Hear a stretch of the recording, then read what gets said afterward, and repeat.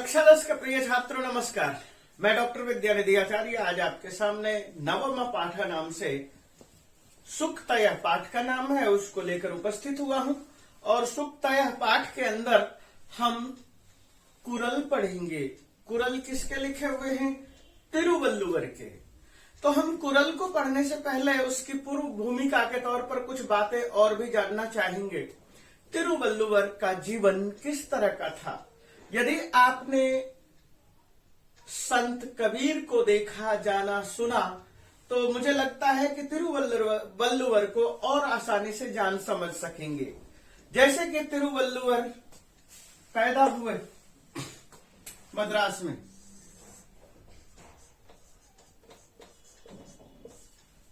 और कबीर संत कबीर पैदा हुए बनारस में।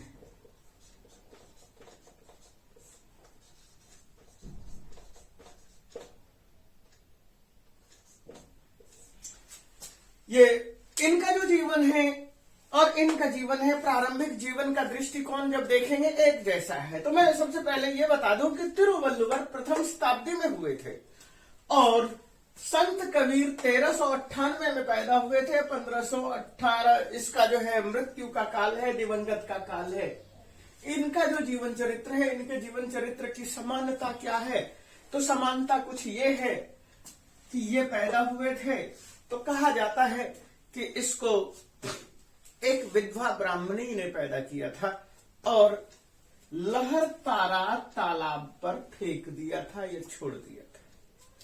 ठीक उसी तरह से इनके विषय में भी यही कहा जाता है तिरुवल्लुवर कि इसको भी एक ब्राह्मणी ने पैदा किया था और इसको भी तालाब के किनारे छोड़ दिया था। यह अंतर समझिए, दोनों में समानता समझिए। अंतर की बात मैं बिल्कुल नहीं कर रहा हूं, समानता की बात कर रहा हूं। दो समानता आपको मिली। नंबर 2 बात, जिनको वल्लुवर को जिसने पाला पोसा वे बुनकर थे। बुनकर के विषय में आप जानते हैं, बुनकर का मतलब जुलाहा यानी कपड़ा बुनने वाला।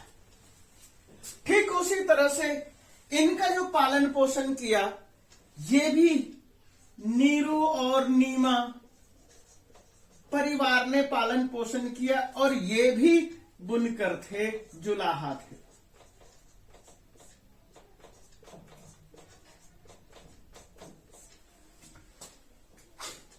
तो संत, यहां वल्लुव शब्द का अर्थ ही है बुनकर। तिरु का मतलब श्री और वल्लुवर का मतलब बुनकर, कपड़ा बुनने वाला। ये भी कपड़ा बुनते हैं, ये भी कपड़ा बुनते हैं।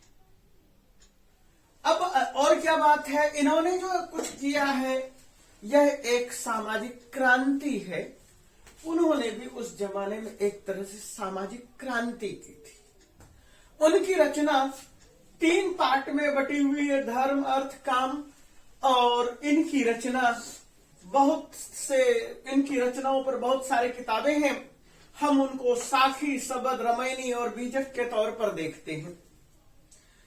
कई बार तो ये भी कहते हैं कि कबीर को यदि हम आधुनिक शब्दों में समझें तो हम उसको ये कहते हैं, आचार्य हजारी प्रसाद द्विवेदी ने ये लिखा है, वर्ड्स डिक्टेटर, शब्दों का डिक्टेटर था ये। यानी कि उनकी शब्दों पर एक खासियत थी, जबरदस्त पकड़ थी और इनको देख करके सभी डरते थे। और ये एक ऐसे क्रांतिकारी विचार, उत्तेजक विचार और धार्मिक तौर पर जो है ये जितने ज्यादा कटाक्ष और आलोचना कर सकते थे उससे ज्यादा आज तक किसी ने नहीं किया। यदि आज के दौर में ये आज भी यदि अचानक 15 मिनट के लिए भारत आ जाए प्रकट होकर के तो 1500 लोग उनके लिए फतवा जारी कर देंगे। क्यों? क्योंकि वो सीधे कहते थे, ए पाड़े तू तो कसाई। ईश्वर के लिए वो सीधे सीधे शब्दों में कहते थे, पाथर पूजत हरि मिले तो मैं पूजू पहाड़, ताते तू चक्की भली पीस खाए संसार। जब ऐसी बातें करते थे तो हिंदू घबरा जाते थे और मुल्ला उनके पास दौड़ कर जाते थे और कहते थे ये तो हमारा आदमी है। और उसके बाद उनको भी वही कहते थे, काकर पाथर जोड़ के मस्जिद लियो बनाए, ताचड़ी मुल्ला बांग दे, बहरा हुआ खुदा है। क्या खुदा बहरा है जो इतना जोर जोर से चीखते हो, चिल्लाते हो? तो ये मैंने एक सामान्य शब्दावली दी। यहां तक के सिचुएशन है कि इनके दोहे कुछ ऐसे भी मिलते हैं जिसमें यह भी कहा जाता है जिनके लिए आपके अंदर अटूट श्रद्धा है। देव यानी देवता, पितर, और वो इनके लिए भी कहते हैं देव मरे, पितर मरे, दैत्य मरे, सबके लिए वो मरे शब्द का प्रयोग करते हैं। तो आप समझिए कि ये कितने जबरदस्त थे। और मैं या अन्य बहुत सारे आलोचक यही कहते हैं कि कबीर ही पहला आलोचक, तर्कवादी व्यक्ति हुए हैं और इन्होंने ईश्वर को प्रतिष्ठित करने के लिए नए आयाम को, तर्कवाद को जन्म देने की कोशिश की। खैर, मैं उस चीज के पीछे नहीं जाऊंगा। मैं यही कहूंगा कि इनको समझना है तो इनको समझिए। इन दोनों का जीवन चरित्र एक ही है। ये बनारस में पैदा हुए और बनारस को एक तरह से ये कहा जाए कि धर्म का हब, मंदिरों का हब, तो कोई बुरी बात नहीं है। ठीक उसी तरह और व्यापार का भी एक हब था बना हुआ, वस्त्र उद्योग का 15वीं शताब्दी में, 14वीं 15वीं शताब्दी में। तो ये कोई बड़ी बात नहीं है। इतने बड़े बड़े धर्माचार्य होने के बाद, उनके पास सब कुछ होने के बाद, कबीर के पास कुछ भी नहीं था। एक बुनने की मशीन थी, बस।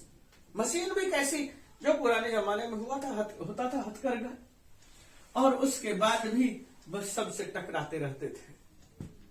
बचपन के विषय में, उनके विषय में तो ये भी कहावत है कि जब उसको नीमा लेकर गए एक मौलवी के पास, इसका नामकरण कर दो, और जब भी वो नामकरण करने के लिए किताब खोलते थे तो उसकी नजर जहां पर भी पड़ती थी वहां लिखा रहता था कबीर।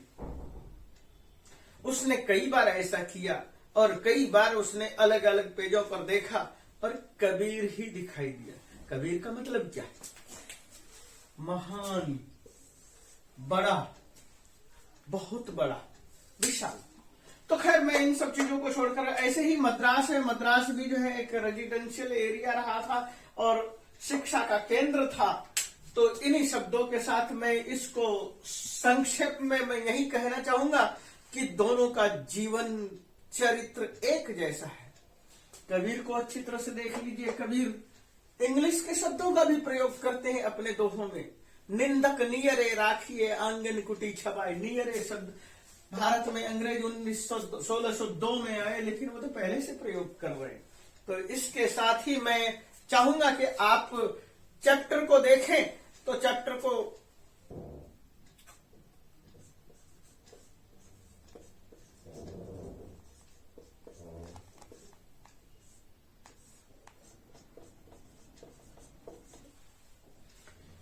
तो अब हम कुरल को देखते हैं। कुरल का मतलब होता है, हिंदी में कहें तो दोहा, संस्कृत में कहें तो श्लोक, और तिरु का मतलब श्री, और श्री श्लोक का मतलब श्री की वाणी। तो श्री की वाणी क्या है उसको देखिए। पिता यच्छति पुत्राय बाल्ये विद्याधनम महत्, पिता अस्य किम तपस्ते पे इत्युक्तिस्तत्कृतज्ञता। ये श्लोक है। ये जो है तमिल भाषा से संस्कृत में अनुवाद किया गया है। ये भी अच्छी तरह से समझिए। तमिल संगम से तमिल साहित्य, विशाल साहित्य मिलता है, और उसके विषय में भी ये एक धारणा है कि ये संस्कृत साहित्य के पैरेलल है।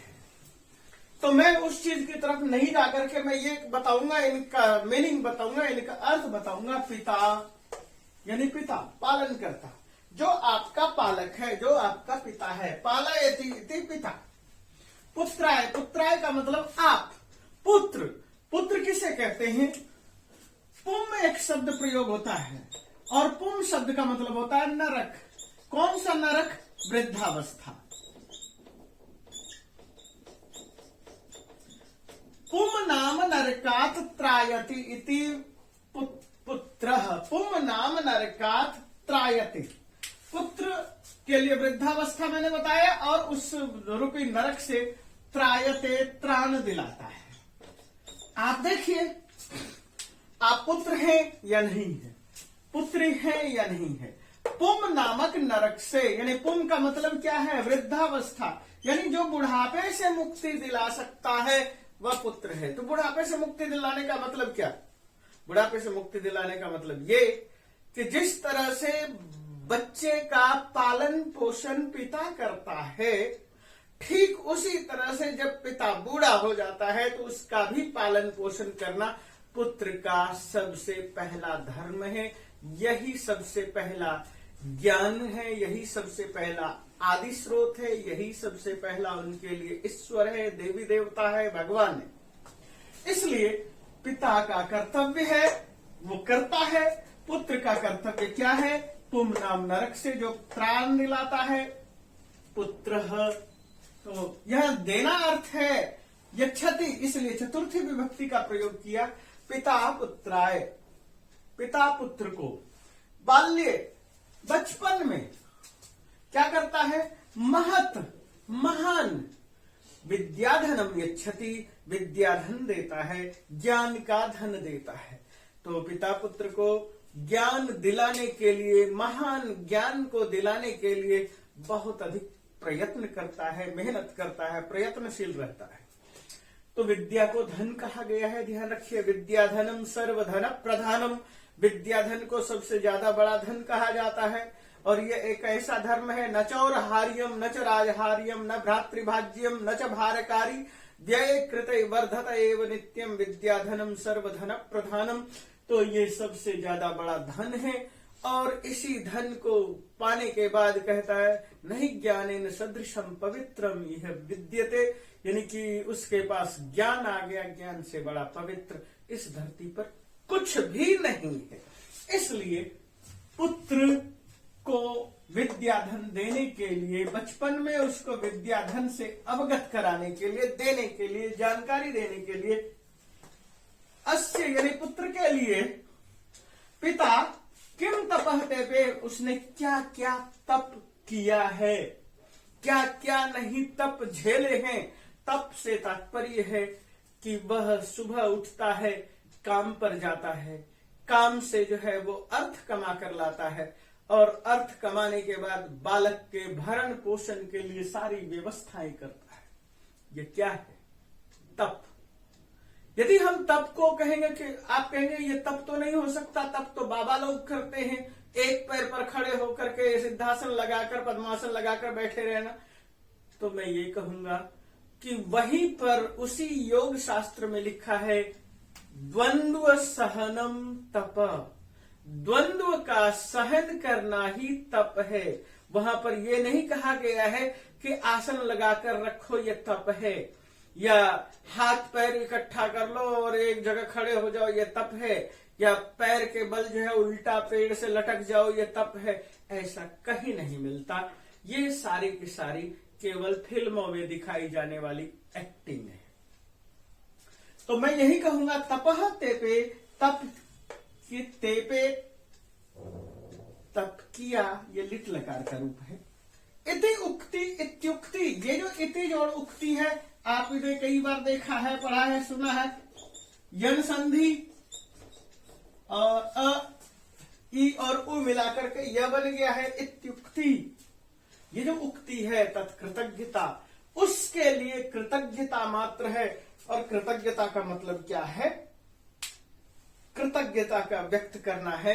यानी कि आप यदि उस चीज को मानता है कि मेरे पिता ने बहुत अधिक मेहनत की है मेरे लिए, चाहे वो 6 से 9 तक रहे हैं या 5 से 9 तक रहे हैं, ऑफिस में, फैक्ट्री में, दुकान पर, कहीं पर भी, और उसके लिए उन्होंने बड़ी मेहनत की है, बहुत सारे लोगों से मिले हैं, और उसके बाद उन्होंने कुछ पैसे इकट्ठे किए हैं आपके लिए, आपके विद्याधन को आगे ले जाने के लिए।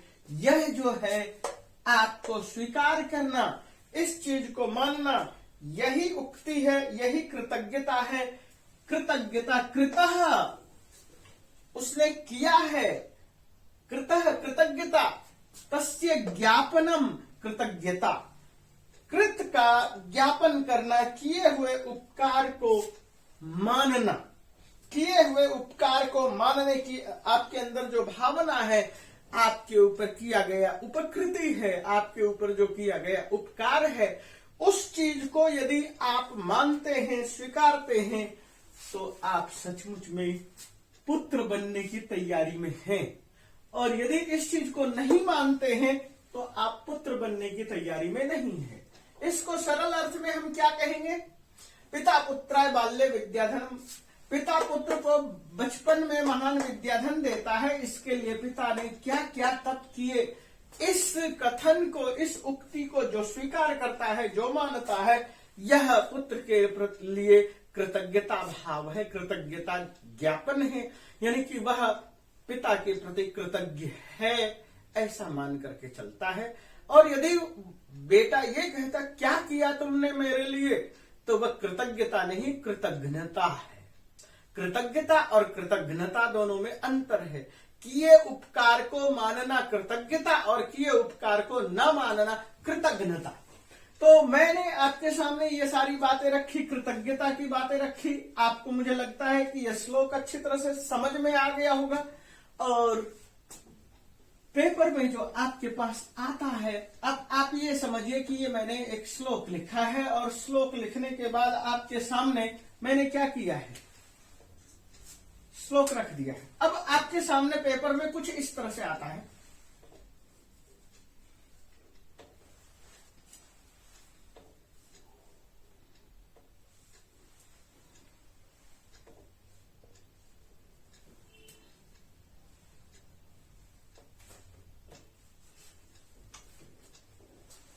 मैंने 4 खाली जगह कर दी है। अब खाली जगह को भरना है, श्लोक को पढ़ना है और श्लोक को पढ़ने के बाद इन स्थानों को भरना है। इसी के आपके पास नंबर होते हैं 2 नंबर। तो आप इसको समझ सकते हैं, कर सकते हैं। यदि आपने श्लोक पढ़ा है, श्लोक को के अन्वय पर सही विचार किया है, तो आप उसके अर्थ तक जा सकते हैं। तो अब मैं देखता हूं श्लोक नंबर 2, और श्लोक नंबर 2 में क्या कहा गया है उस चीज को समझिए। ये और भी सरल श्लोक है। इसके तिरुवल्लुवर के जो श्लोक है वो ज्यादा कठिन नहीं है, बहुत सरल है। इसमें यह कहा गया है, अवक्रता यथा चित्ते तथा वाची भवेद यदि। यदि आपके चित्त में अवक्रता है, वैसे ही वाणी में अवक्रता हो। हम एक शब्द का प्रयोग करते हैं, वो क्या है? मनसा वाचा कर्मणा।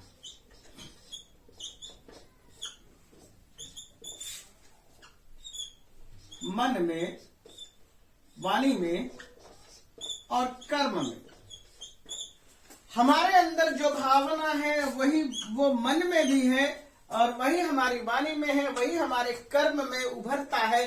तो हर व्यक्ति हमारे प्रति एक विश्वास पैदा करके चलेगा, बिलीवनेस आएगी और लोग कहेंगे कि ये सच्चा इंसान है। तो इस चीज को कहा गया, हमारे मन में तो कुछ और है, हम बोल कुछ और रहे हैं और कर्म कुछ और दिखा रहे हैं। आपसे किसी ने पूछा, कोई मान लीजिए कि आपने किसी का पैसा उधार लिया हुआ है और वह उधर से गुजर रहा है और वो कहता है, आवाज देकर कहता है, हीरालाल ठहरो, हीरालाल ठहरो। और आपके मन में क्या शुरू हो जाता है? आज तो लूट लिया। वचन में क्या होता है? भाई साहब मैं सुन नहीं पाया, मैं तो आपके पास ही आ रहा था, मैं कल से ही सोच रहा था आपके पास जाने के लिए। और कर्म क्या होता है? उसका कर्म और भी विपरीत होता है और वो ये करता है कि सोचता है किस तरह से बेवकूफ बना दो, फिर दुत्कार के आगे चल दो। ये केवल एक मैंने उदाहरण दिया, हर फील्ड में कुछ इसी तरह की बातें होती है। अब मान लीजिए कि आप छात्र हैं, आपके पास ज्ञान पढ़ना है और आपके पास आपसे किसी बच्चे ने कहा, चेतराम मुझे जो है आप अपनी मैथ की किताब दे, कॉपी दे दो। आप चाहते हैं कि मैं इसको कॉपी ना दूं, तो आप तत्काल कहते हैं, आपके मन में, आपके पास है लेकिन आपके मन में है कि ये इसको किताब दूंगा, ये मेरा नुकसान करेगा। वाणी में से आप कहते हैं, क्यों नहीं, मैं तो देना ही चाहता था, बस आज लाना भूल गया। और कर्म क्या है, उसके विपरीत है। आप देख रहा है कि आपने चेतराम को मना कर दिया और श्यामलाल को किताब दे दी, वही कॉपी दे दी और उसको उसने दूर से देख लिया। तो क्या है, हमारे मन में, वचन में, कर्म में भिन्नता होती है। अवक्रता, वक्रता न होना, वक्र का मतलब टेढ़ा, वक्र का उल्टा अवक्र, वक्र न वक्र, अवक्र, अवक्र। अब यहां पर यदि हम देखें समास की दृष्टि से तो क्या कहेंगे, नए तत्पुरुष समास। यथा चित्ते, जैसा आपके चित्त में है, आपके मन में है, तथा वाची भवेति, यदि वैसे ही आपकी वाणी में भी हो। यह चित्ते शब्द सप्तमी एक वचन है, वाणी शब्द में भी सप्तमी एक वचन में, भवेत क्रिया, भवेत, भवेताम, भवेयुः, ये विधिलिंग का रूप है। तदेव आहु महात्मनः समत्वम इति तत्वतः, तत्वतः मतलब वास्तव में, महात्मनः महात्माओं ने, वास्तव में बड़े बड़े लोगों ने, विचारकों ने, समाज सुधारकों ने, तदेव उसी को ही समत्वम आहु, समत्व कहा है, समानता कहा है। समानता क्या चीज है, इक्वलिटी क्या चीज है, हमें इन चीजों को देखना पड़ेगा, समझना पड़ेगा कि हमारे प्रति समानता का भाव है या नहीं है। तो ये कहते हैं कि इस श्लोक को दिखाने का तात्पर्य क्या है कि हमारे मन में कुछ और है, वचन में कुछ और है, कर्म में कुछ और है, हम समान नहीं हैं। हमें सरल होना पड़ेगा, हमारा दिल चित्त वक्र नहीं होना चाहिए, अवक्र होना चाहिए, टेढ़ा मेढ़ा नहीं होना चाहिए। वक्र का मतलब टेढ़ा और अवक्र का मतलब टेढ़ा ना होना। तो क्या कहेंगे, जैसे आपके दिल में है वैसे ही यदि आपके वचन में है तो उसी चीज को महात्मन, ज्ञानियों ने, समझदार लोगों ने, विवेकी पुरुषों ने, महान पुरुषों ने या समाज सुधारकों ने क्या कहा, समत्वम, समत्व भाव, समानता का भाव, यानी कि आपके अंदर उस व्यक्ति के प्रति महान उद्देश्य है और महान बराबरी की भागीदारी दिखाते हैं आप, और उसके बाद उस बराबरी की भागीदारी के लिए आपने समत्व अपना रखा है। और समत्व को हम क्या कहेंगे, इंग्लिश में शब्द प्रयोग करते हैं हार्मनी। तो आपके अंदर हार्मनी की भावना होनी चाहिए। तदेव, उसी को, तदा जोड़ एव तदेव,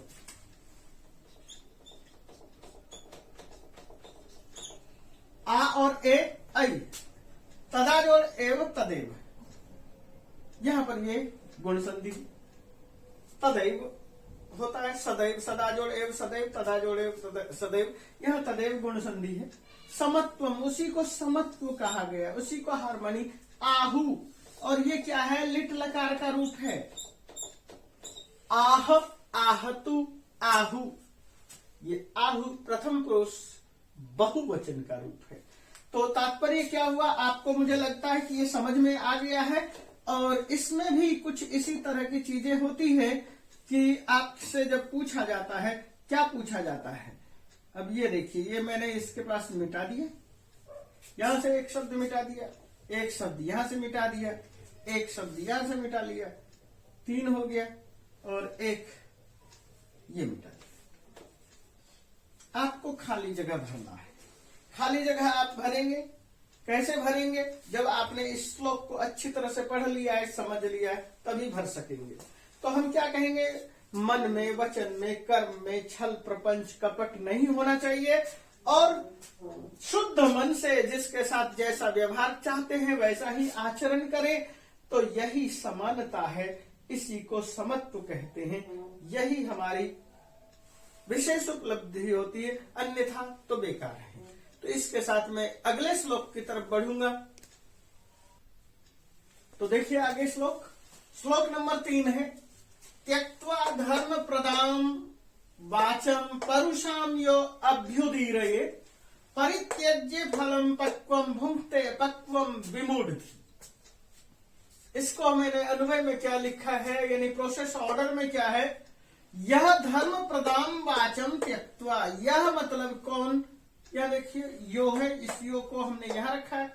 यह जो धर्म प्रदाम, धर्मप्रद यानी लाभदायक, धार्मिक बातों को यानी कि छोड़ करके, धर्मनिष्ठ बातों को छोड़ करके, धर्म से युक्त बातों को छोड़ करके, सच्चाई से युक्त बातों को छोड़ करके, त्यक्त्वा का मतलब छोड़ करके, त्यज धातु है, त्वा प्रत्यय है, याद रखिए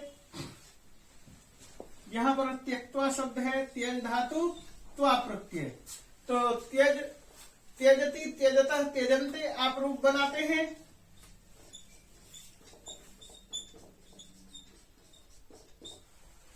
धर्म प्रदाम, धर्म प्रदाम का मतलब है अभ्युदय कराने वाली बातें, उसको छोड़ देता है, जो वाचम वाणी को जो छोड़ता है। परुषाम यो अभि उदीरयेत, वो मानो कि परुषाम, परुष को, कठोर वाणी को, अभि उदीरयेत, अभ्युदीरयेत, अभि जोड़ उदीरयेत, अभ्युदीरयेत, ये भी यन संधि है, अभि प्लस उदीरयेत। उदीरयेत का मतलब यह है कि कहे, विधिलिंग का रूप है, उदीरयेत, उदीरयेताम, उदीरयेयु, इस तरह से रूप चलेगा।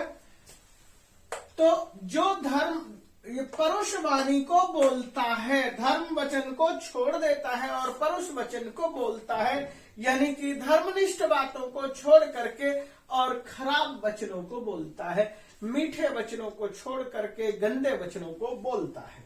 जब उसके अंदर इस तरह की बातें आती है, यानी कि हम धर्म से मतलब केवल रिलीजियस बातें ही ना ले, धर्म से मतलब सच्चाई, ईमानदारी, इन सब बातों को ले, क्योंकि धर्म शब्द जो है इसका बहुत विस्तार है।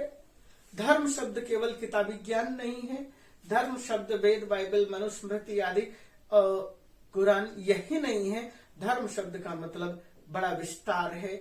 हम इस धर्म शब्द पर कभी फिर चर्चा करेंगे, अभी हम पाठ को ध्यान में रखते हुए बात करेंगे। तो धर्म शब्द का मतलब है धारणात धर्म इत्याहु, जिसे हम धारण करते हैं। जैसे कि हमने वस्त्र धारण कर रखे हैं, ठीक उसी तरह से जो मनुष्य ने लिखे हैं सत्य, अहिंसा, अस्तेय, इन सब चीजों को जब हम धारण करते हैं, अपने जीवन में धारण करते हैं, वहां पर पंक्ति आती है धृति, क्षमा, दमोस्तेयम, शौचम, इंद्रिय निग्रह, धीर, विद्या, दशकम धर्म लक्षणम। ये धर्म के 10 लक्षण हैं जिसे हम धारण करें। और ये धर्म क्या है? ये नीतिगत तत्व हैं। यदि हम इन नीतिगत तत्वों को धारण करते हैं, उसके आधार पर चलते हैं, नैतिक बने रहते हैं, तो उस तरह की वाणी ही हम बोले, परुषाम कड़वी वाणी न बोले। जो ऐसा करता है उसके लिए हम क्या कह सकते हैं? स यानी कि वह विमूढ़धी है। विमूढ़धी का मतलब क्या है? मूर्ख है। मूर्ख होता है मूढ़, और विमूढ़ का मतलब महामूर्ख। धी मतलब बुद्धि, जिसकी बुद्धि महामूर्खता से लिपट गई है, वह विमूढ़धी। पक्वम फलम परित्यज्य, पक्व फल को छोड़कर पके फल। पक्वम का मतलब क्या है? पका हुआ।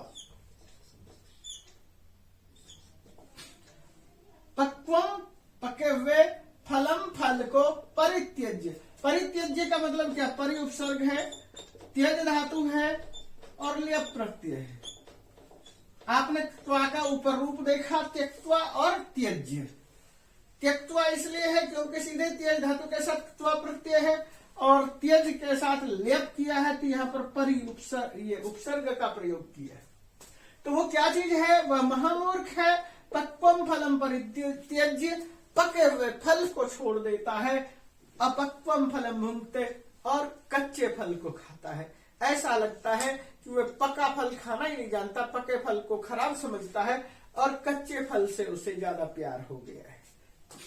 इसी भाव को लेकर के हमें यहाँ कहना पड़ा कि यह विमूढ़धी, जो मूर्ख आदमी होता है, पके फल को छोड़ करके कच्चे फल की तरफ लालायित हो जाता है।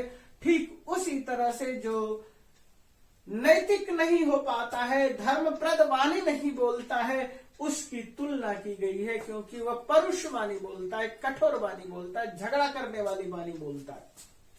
तो हमने ये बातें रखी आपके सामने अर्थ रख दिया।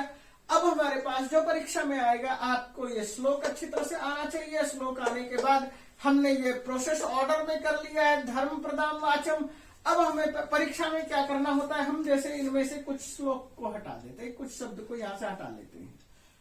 और देखो ये हटा दिए।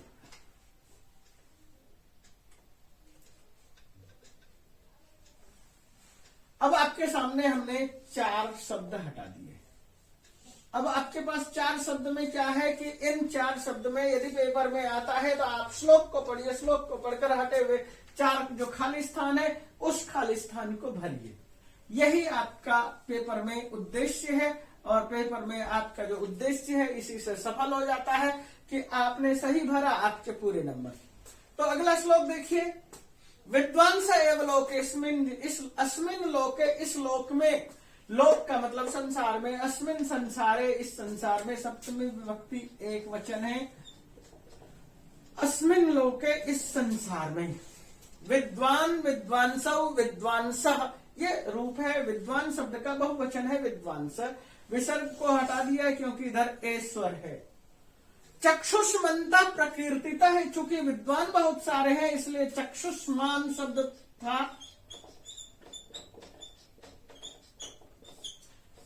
आपने ऐसे नाम सुना होगा, आयुष्मान भव और आयुष्मान खुराना। तो ठीक उसी तरह से चक्षुष्मान, चक्षु वाला, और चक्षुष्मान शब्द का बहुवचन चक्षुष्मंत। जैसे आपके सामने और मैं एक शब्द देता हूं, भगवान, तो भगवान, भगवंतो, भगवंता। हम प्रार्थना करते हैं कि हे ईश्वर हम भगवान हैं, भग एव भगवान अस्तु देवास्तेन वयम भगवंत श्याम, हम भगवंत बने। और ठीक उसी तरह से बलवान, बलवंतो, बलवंत, हनुमान, हनुमंतो, हनुमंत, ये बहुवचन का प्रयोग है चक्षुष्मंत, प्रथमा विभक्ति बहुवचन। प्रकीर्तिता कहे गए हैं कथिता। प्रकीर्तिता का मतलब कथिता यानी कहा गया है। यहाँ ता प्रत्यय है, प्र उपसर्ग है, कीर्त है शब्द, कीर्ति, कीर्तिता, और इसका अर्थ क्या हुआ, कीर्तिता, कथिता, प्र उपसर्ग है, ता प्रत्यय है, कीर्ति का मतलब जिसका यश फैलता हो। अन्य साम वदने, ये तो अन्य लोग जितने भी हैं जो विद्वान नहीं है उसके अतिरिक्त जितने लोग हैं, तेसाम वदने, ये साम, अन्य साम, ये साम, तेसाम वदने, वदने मतलब मुखे। एक शब्द है वदन और एक शब्द है वदन, थोड़ा ध्यान रखिएगा, 2 अलग भाषा के शब्द हैं, एक जैसे शब्द है। वो क्या है, वदन और बदन। वदन शब्द का अर्थ है मुख, बदन का अर्थ है शरीर। वदने मुखे, बदने, यदि बदन शब्द जो है हमारे पास उर्दू आदि से आया हुआ है तो बदन का अर्थ है शरीर। आपने गाना सुन रखा है, बदन पर सितारे लपेटे हुए, तो आपको मैं इसलिए ये याद दिला रहा हूं कि इसको ऐसा न लिखें। तो अन्य साम वदने, ये तो अन्य लोग जो जितने हैं उनके वदन पर जो कुछ भी दिखाई देते हैं, ते चक्षुर नामनी मते, तो वो मानो कि चक्षु हैं, चक्षुष्मान है, नाम से ही चक्षु हैं। चक्षुर नामनी, नाम मात्र की आंखें हैं। यानी कि आपने कई बार किसी से कहा आदित्य, ध्यान दिया कौन जा रहा था, और उसके बाद वो कहता है नहीं, तब आप क्या कहते हैं, आपने उसे कहा ध्यान दो आदित्य, ध्यान दो आदित्य, ध्यान दो, और आदित्य से फिर पूछा, रिकॉलिंग किया, ध्यान दिया, कौन था, कहता मुझे पता नहीं। तो उसको क्या कहते हैं, आंख है या प्याज, बटन, टमाटर, जो भी कुछ बोलना चाहो बोल लो। तो क्या कहने का तात्पर्य है, नाम की ही आंखें हैं, मूलतः वो आंख आंख नहीं है। तो यहां पर भी सही शब्द यही प्रोसेस में दिया जा रहा है। अन्य अस्मिन् लोके विद्वांसा एवं चक्षुष्मंता प्रकीर्तिता, इस संसार में विद्वान ही आंख वाले कहे गए हैं। अन्य साम वदने, ये और दूसरे लोग जितने भी हैं उनके बदन पर जो चेहरे पर चक्षुंसी, तो ये जो चक्षुषी है, ये जो आंखें हैं, दो वचन है, देखो यत ये तत्ते, ये चक्षुषी शब्द के लिए आया है।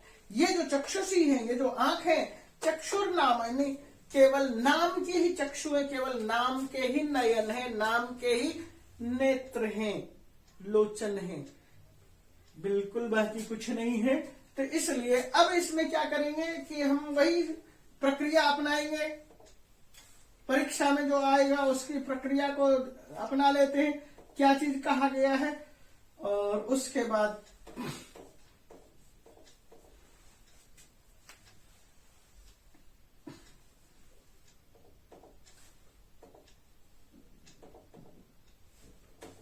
मैं ये क्यों ऐसा कर रहा हूं, क्योंकि श्लोक में इसी तरह की चीजें पूछी जाती है। आपके पास दिया हुआ होता है श्लोक, आपके पास अन्वय दिया हुआ होता है, और अन्वय में से कुछ शब्द छुटे हुए होते हैं और वो मंजूषा में होता है। मंजूषा मतलब बॉक्स, और उस तरह से आपको भरना है, तो आप इसको भर लेंगे क्योंकि आपको श्लोक समझ में आता है। तो अब हम अगले श्लोक की तरफ बढ़ते हैं। तो श्लोक नंबर 5 को देखिए, यत् प्रोक्तम येन केनापि तस्य तत्वार्थ निर्णय कर्तुम शक्यो भवेद येन स विवेक इति रीता। ये श्लोक है 5 नंबर। तो क्या कहना है, यत् प्रोक्तम, जो कुछ कहा गया है, प्रजोड़ुक्तम प्रोक्तम, ये देखिए,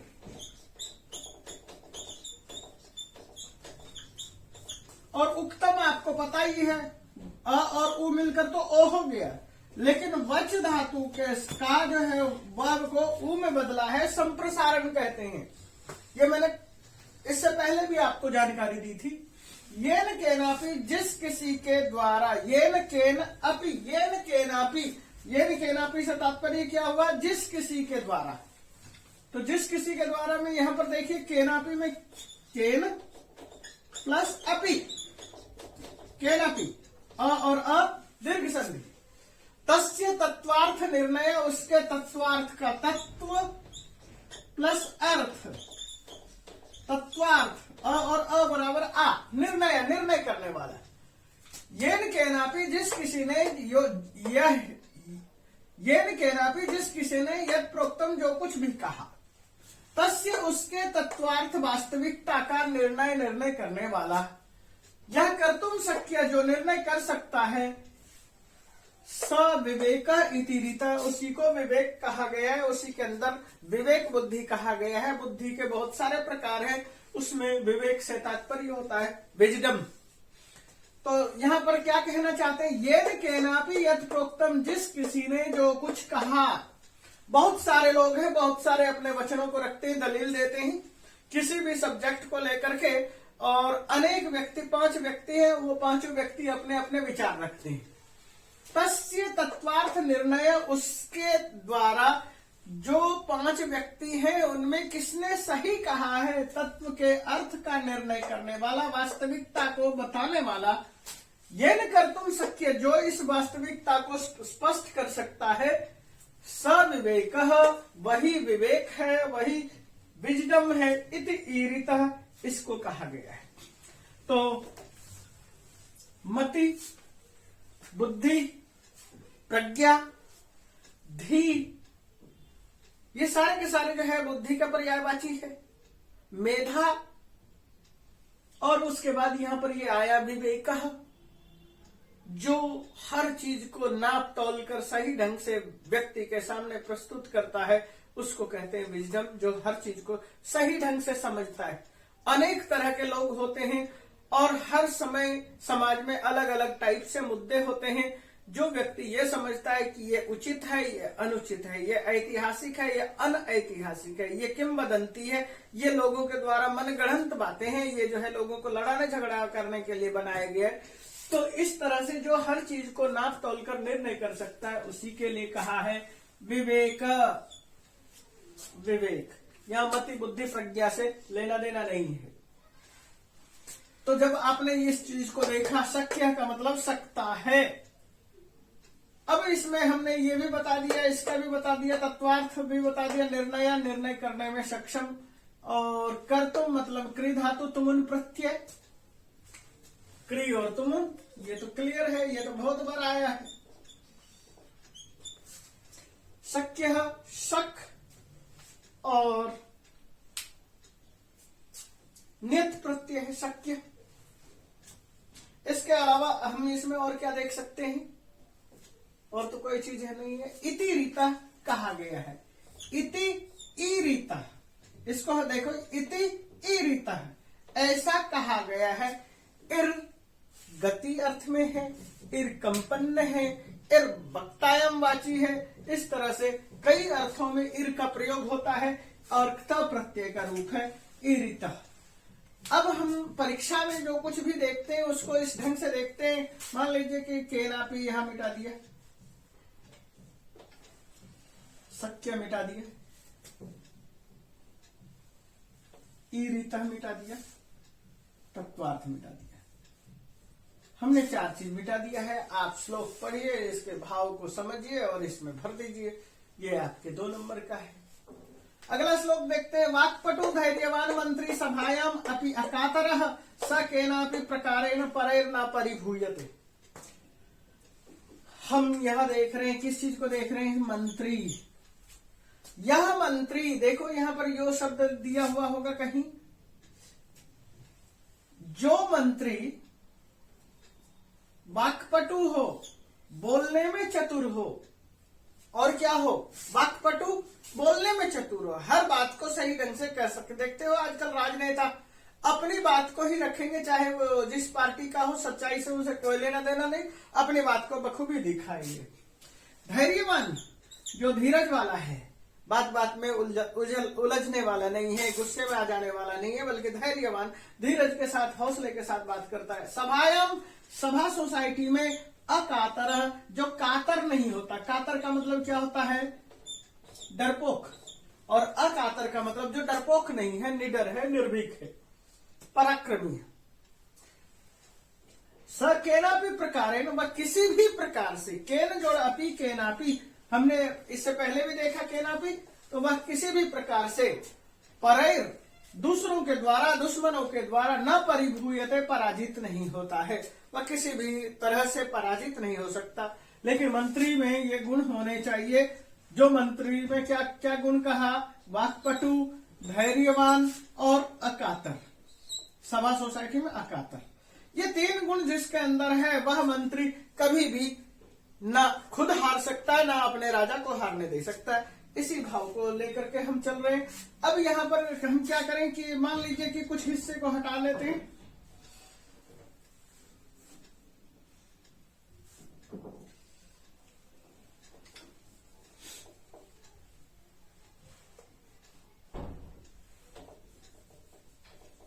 अब आप भरिए और भरेंगे, इसको देख करके भरेंगे, आपका आंसर पूर्ण होगा, और पूर्ण होगा तो इसका मतलब है कि आपको समझ में सही आ गया है। और इसके साथ अगले श्लोक को देखते हैं। तो 7वां श्लोक देखते हैं। यह इच्छत्यात्मनः श्रेय प्रभुतानि सुखानि च न कुर्याद हितं कर्म परेभ्योऽपि सपरेभ्योऽपि कदापि च। अब इस श्लोक में हम देखते हैं कि कहना क्या चाहते हैं। यह आत्मनः श्रेय इच्छति, यह जो पुरुष आत्मनः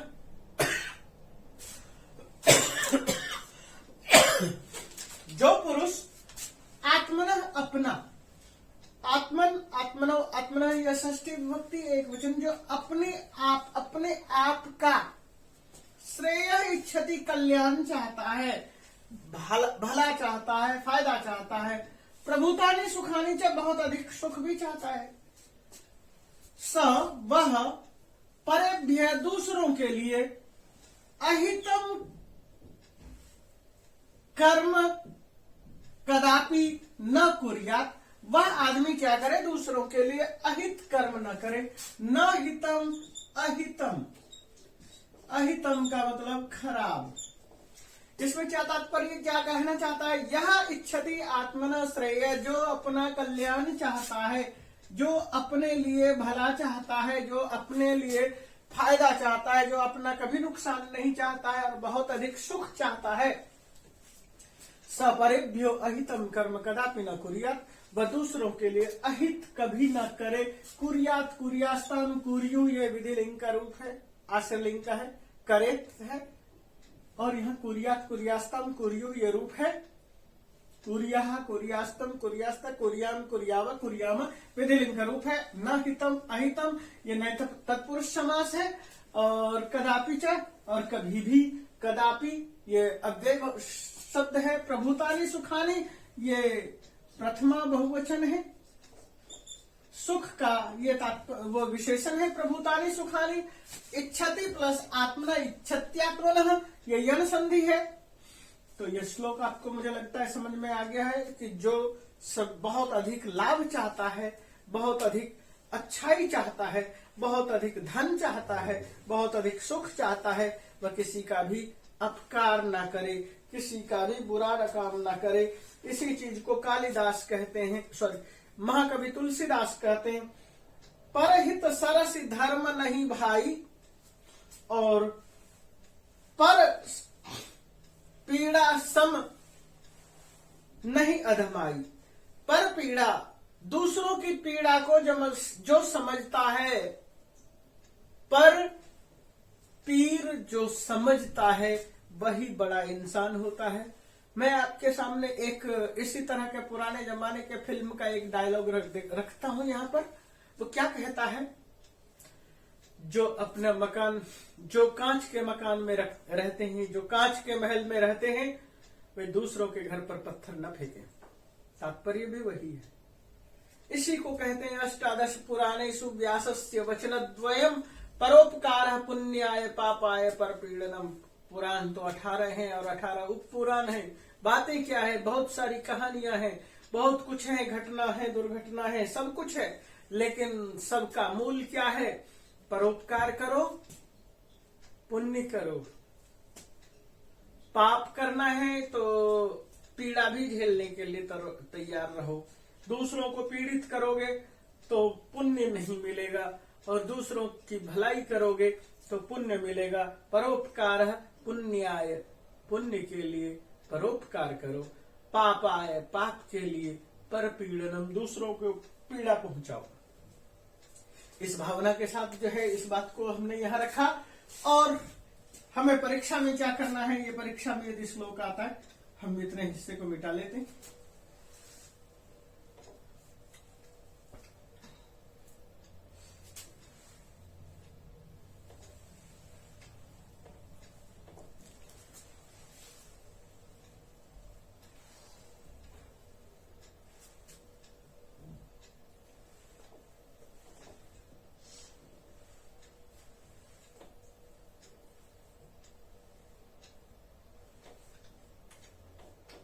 इतना हिस्सा यदि हमने आपके पास से हटा लिया और कहा कि फिल इन द ब्लैंक्स, खाली स्थान भरो, तो आपने इस श्लोक को अच्छी तरह से समझ रखा है, जान रखा है, तो आप भर सकते हैं, इसमें कोई बड़ी बात नहीं है। और यही है 2 नंबर का प्रश्न, मंजूषा में दिया हुआ होता है, उस चीज को आप बहुत अच्छी तरह से कवर कर सकते हैं।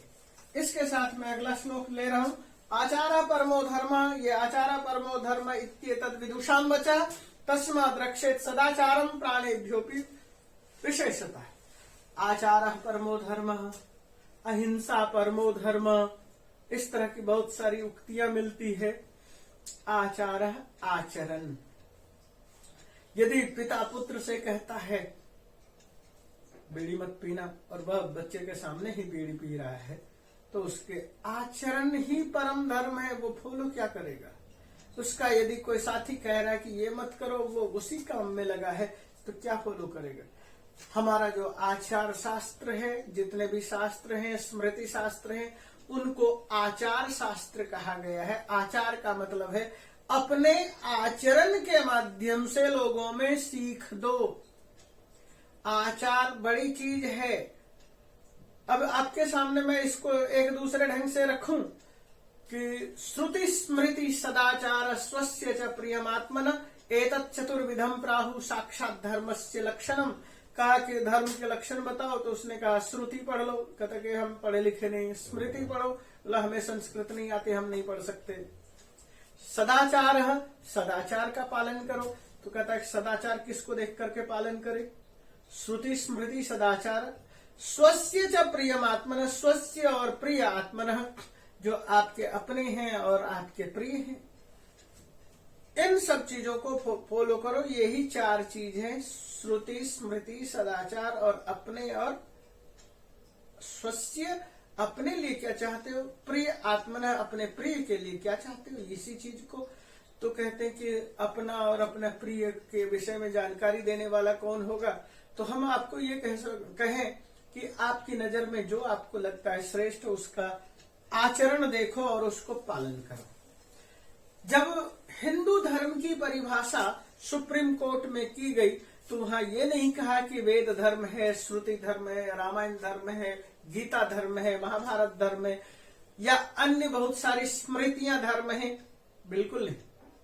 धारणा धर्म इत्याहु, बिल्कुल भी नहीं।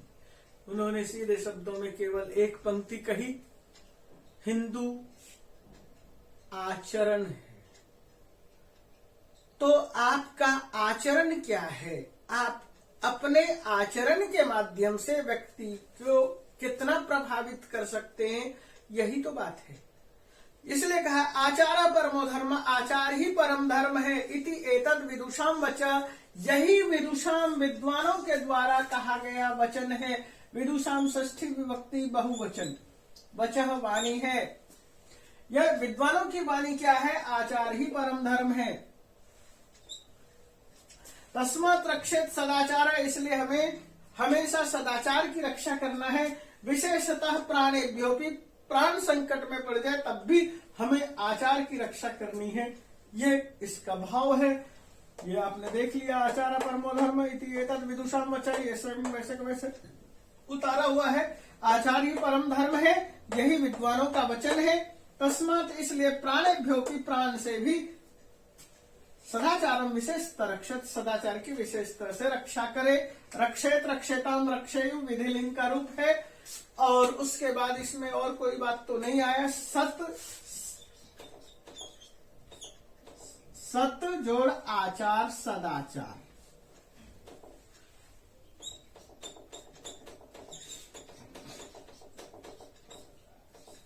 सदाचार, तो यही बात थी। विद्वान शब्द का जो है षष्ठी विभक्ति बहुवचन रूप है।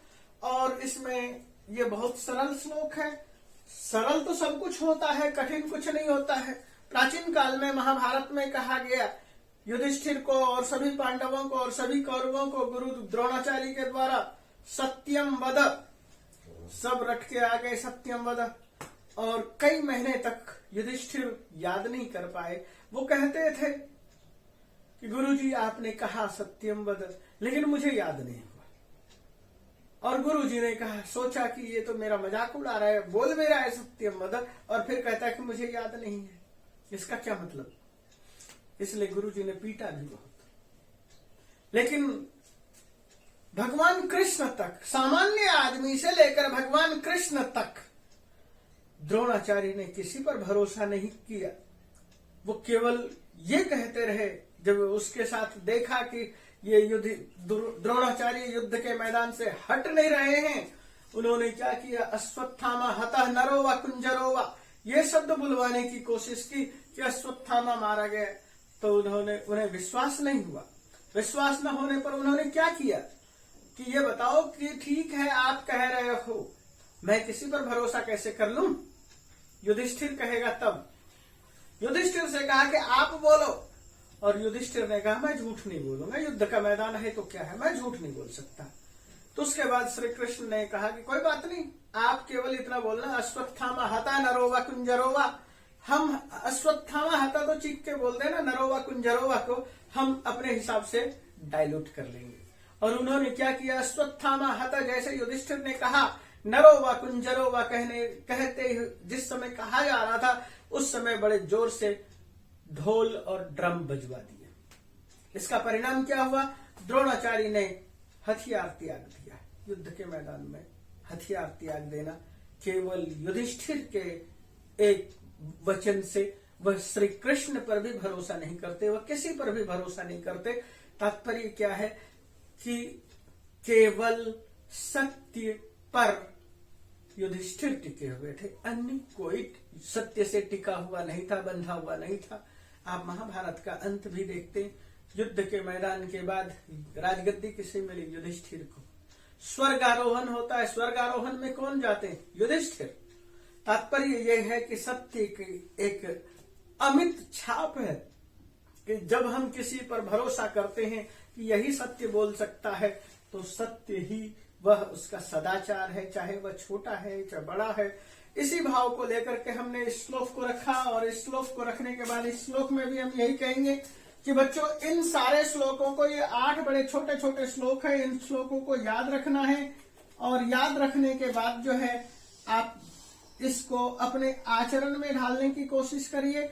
और इसी के साथ हम क्या करें कि इन श्लोकों में से कुछ हिस्से को हटा लेते हैं, और ये हो जाएगा हमारा अन्वय, और अन्वय में से उन शब्दों को भर देना और मंजूषा से देख करके ये हमारा आपका पाठ कंप्लीट हो जाता है। इस तरह से श्लोकों के माध्यम से तो हम एक पदेन उत्तरता भी देखेंगे।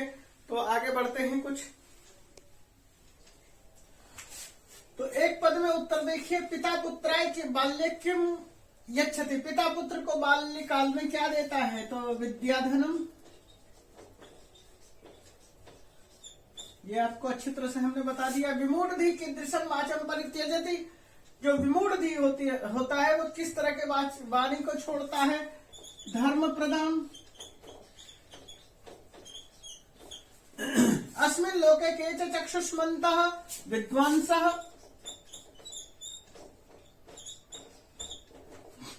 नरः केन गुणेन कस्यापि कथनं तत्त्वार्थ निर्णय कर्तुं शक्यतः? विवेकेन। प्राणेभ्योऽपि कः रक्षणीयः। प्राणों से भी बढ़कर के क्या रक्षा करे? सदाचारः। आत्मनः श्रेय इच्छति नरः कीदृशं कार्यं न कुर्यात्। आत्मनः श्रेयम् इच्छतः नरः अहितं कर्म न कुर्यात्। वाचि किं न भवेत्? अवक्रता।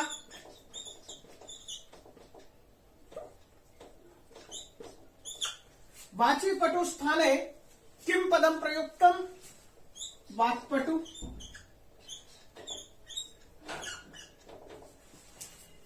बच्चों मैंने ये पाठ यहां तक मैंने कवर किया है।